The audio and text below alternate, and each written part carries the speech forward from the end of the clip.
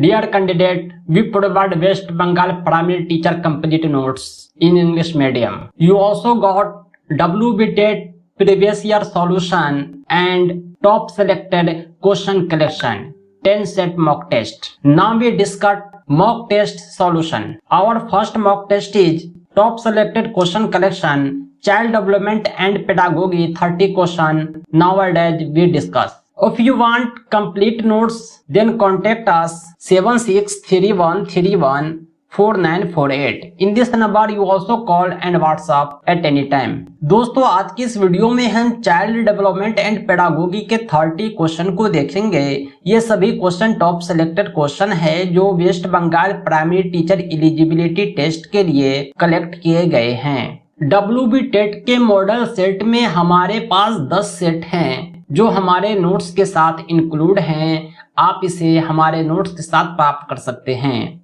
हमारे notes PDF और printed दोनों रूप में उपलब्ध कराए जाते हैं। पीडीएफ नोट्स आपके व्हाट्सएप पर और प्रिंटेड बाय पोस्ट एड्रेस पर भेजे जाते हैं। आइए बिना किसी देरी के हम शुरुआत करते हैं सेशन की और हम सीडीपी के 30 क्वेश्चन को देखते हैं। सबसे पहला क्वेश्चन है मॉक टेस्ट 1 से child development and pedagogy. Why do individuals differ from each other?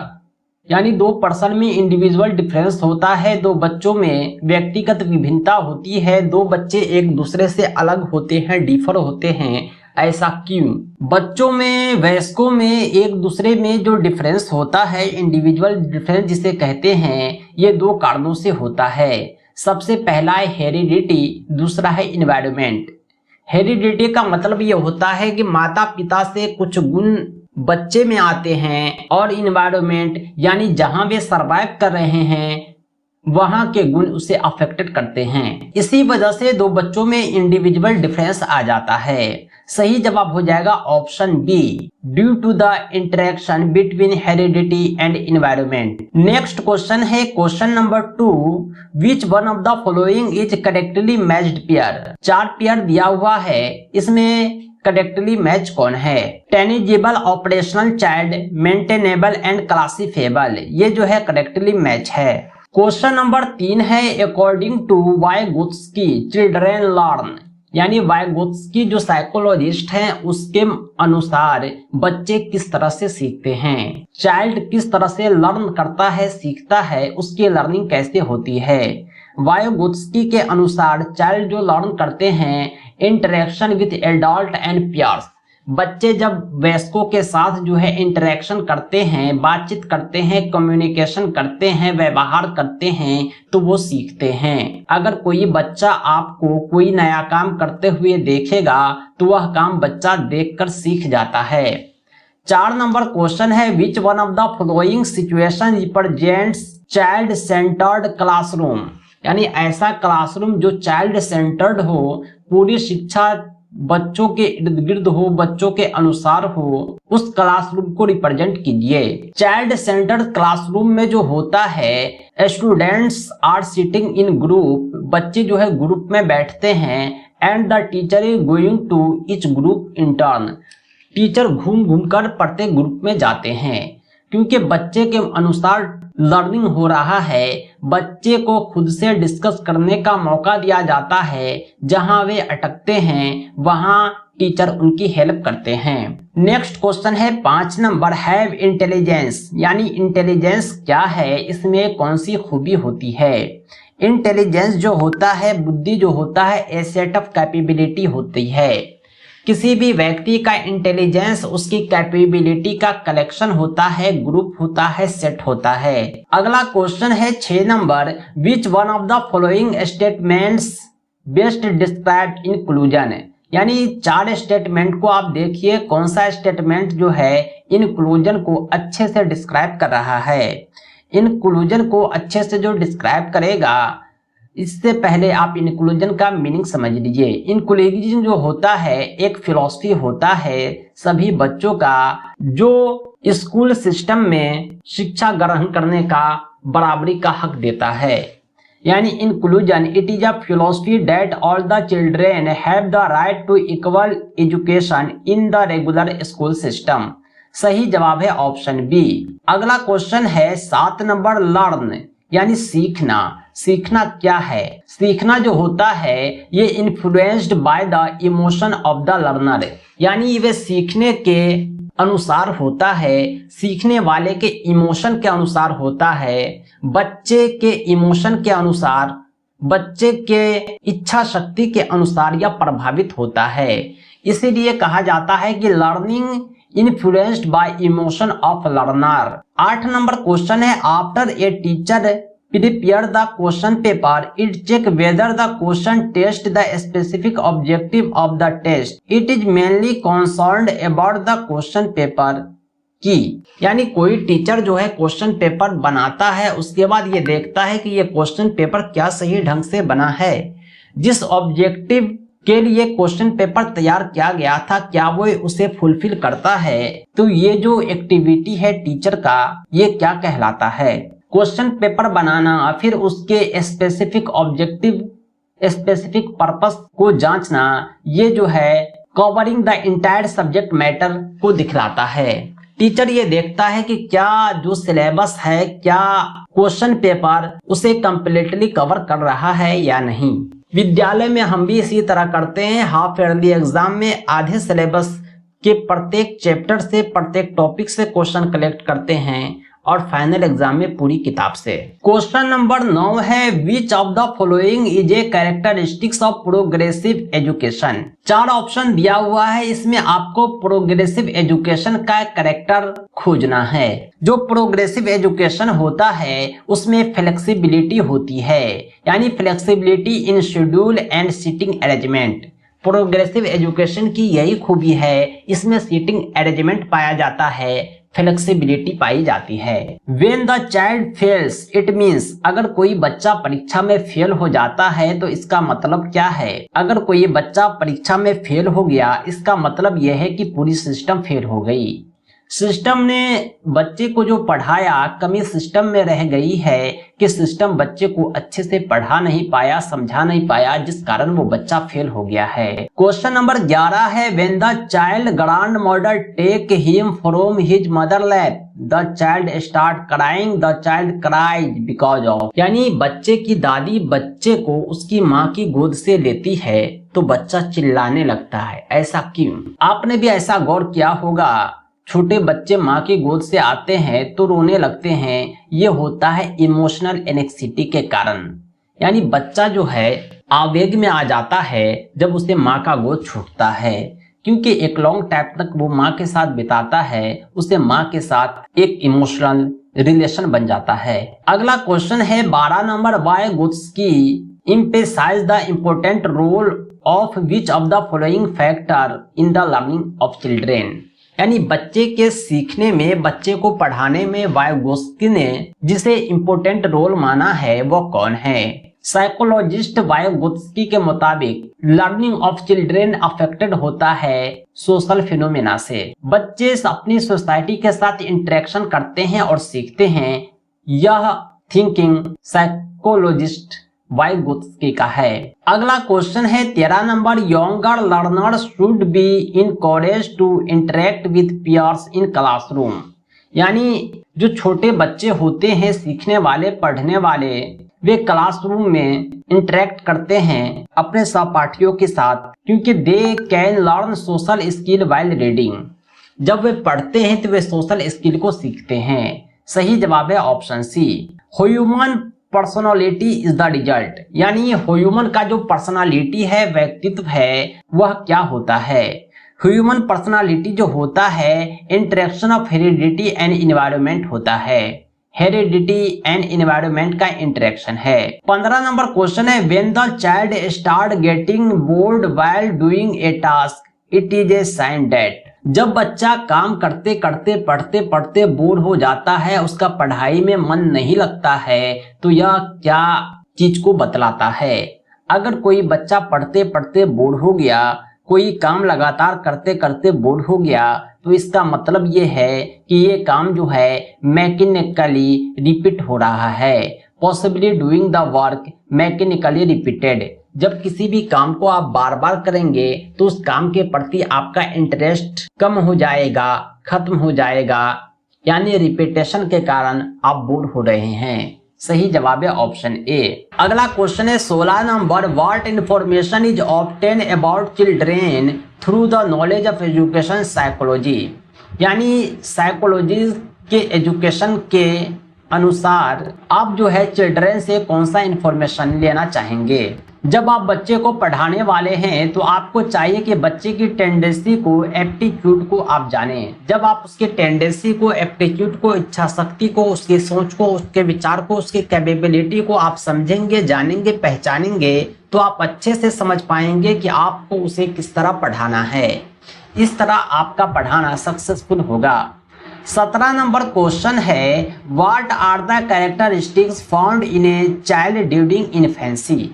यानी जो छोटे बच्चे होते हैं, शैशवावस्था में बच्चे होते हैं, काफ़ी छोटे होते हैं, उस समय में उनकी जो खूबी होती है, कैरेक्टरिस्टिक्स होती है उस बच्चे की, वो सीक कोऑपरेशन होता है, इमिटेट होता है, टू बी डिपेंडेंट होता है। यानी वे बच्चे जो होते हैं काफ़ी छोटे होते हैं, उस वजह से वो डिपेंड होते हैं किसी और पर, वे खेलते हैं, समझने की क्षमता कम होती है, यानी ऑल ऑफ दीज खूबी है। 18 नंबर क्वेश्चन है, what is the IQ level of normal child. जो नॉर्मल बच्चे होते हैं उसका IQ लेवल क्या होता है। बच्चे 3 तरह के होते हैं IQ लेवल के मुताबिक। एक काफ़ी इंटेलिजेंट होते हैं, एक नॉर्मल होते हैं, एक जो होते हैं मंद बुद्धि होते हैं, यानी डल स्टूडेंट। यानी उस बच्चे का जो IQ लेवल है वो 91 से 110 होगा। जो काफ़ी प्रतिभाशाली बालक होते हैं, इंटेलिजेंट चाइल्ड होते हैं, उसका 120 प्लस 120 तक जो है IQ लेवल होता है। ये जो है नॉर्मल से कम है, ये बच्चे काफ़ी कम है, जड़ बुद्धि कहलाते हैं। अगला क्वेश्चन है 19 number, which psychologist studied the dynamic and topographical aspect with in the structure of personality. कौन से साइकोलॉजिस्ट ने डायनेमिक एंड टोपोग्राफिकल एस्पेक्ट को बतलाया है स्ट्रक्चर ऑफ साइकोलॉजी में। सही जवाब हो जाएगा Lewin and Freud. Lewin and Freud ये साइकोलॉजिस्ट के अनुसार dynamic and topographical aspect with in the structure of personality done. 20 number question है, the content of educational psychology is related to. यानी एजुकेशनल साइकोलॉजी का जो कंटेंट है किससे संबंध रखता है, किससे रिलेशनशिप रखता है। एजुकेशनल साइकोलॉजी का जो रिलेशन है वो लर्निंग से है, सीखने से है। Why should be the aim of education. शिक्षा का असल एम क्या होना चाहिए। शिक्षा लोग प्राप्त करते हैं, एजुकेशन ऑब्टेन करते हैं किस लिए, पैसे के लिए, कमाने के लिए, एक्ट ऑफ लिविंग के लिए। उसका लक्ष्य क्या है। एम ऑफ एजुकेशन जो है वो ये है कि to prepare students for practical life. यानी स्टूडेंट्स को प्रैक्टिकल लाइफ के लिए पूरी तरह तैयार करना। वो जो किताब में पढ़ रहा है उसका यूज वो अपने रियल लाइफ में करे, तभी एजुकेशन का सही मतलब पूरा होता है। एक क्वेश्चन है 22 number, Irfan breaks the toy and disassemble them. यानी इरफान जो है खिलौने को तोड़ता है फिर उसे जोड़ के खिलौना बना देता है। To see his parts why would you do. यानी वो बच्चे क्या कर रहे हैं, खिलौने को तोड़कर जोड़ रहे हैं।